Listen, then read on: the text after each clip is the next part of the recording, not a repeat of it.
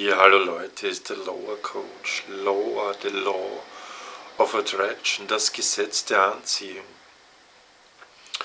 Was du aussendest mit deinen eigenen Gedanken, Gefühlen und Überzeugungen, das bekommst du in entsprechender Form zurück.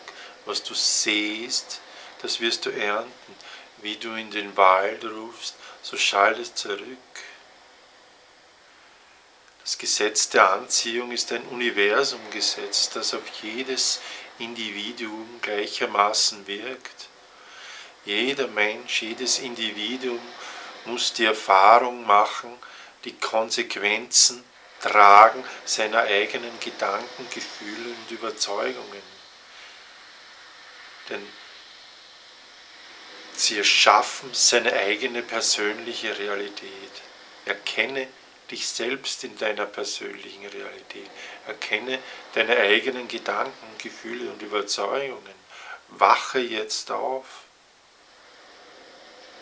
Solange du nicht deine eigenen Gedanken, Gefühle und Überzeugungen in deiner persönlichen Realität wiedererkennst, schläfst du. Du schläfst und glaubst, da gibt es eine materialisierte Realität, die völlig unabhängig von dir existiert. Aber die gibt es gar nicht. Deine eigenen Gedanken, Gefühle und Überzeugungen schwingen wie Magneten und bringen dir die entsprechenden Ereignisse näher. Erkenne dich selbst. Du hast sicher die Filme What the Bleep Do We Know und The Secret gesehen. Wenn du sie noch nicht gesehen hast, schau sie dir an. Also es ist Gedanken formen Realitäten. Du erschaffst deine eigene Realität. Ich bin ein gesetzter Anziehungscoach, ein Lower Coach. Ich beschäftige mich schon seit über 35 Jahren mit dem Gesetz der Anziehung. Angefangen hat es mit dem Buch Gespräche mit Seth. Und seit ein paar Jahren habe ich die Bücher von Esther und Jerry Hicks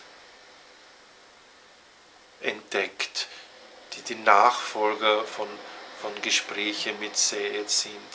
Und in beiden Büchern wird immer wieder gesagt, Mensch, du erschaffst deine eigene Realität, du bist der Schöpfer deiner persönlichen Realität, du erschaffst deine Realität mit deinen eigenen Gedanken, Gefühlen und Überzeugungen, die du frei wählst.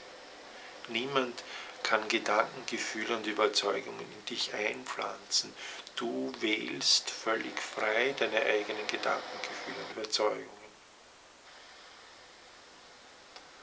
Und wenn du dich als Opfer siehst, dann lass das jetzt los. Du kannst jetzt neu starten in dein neues Leben.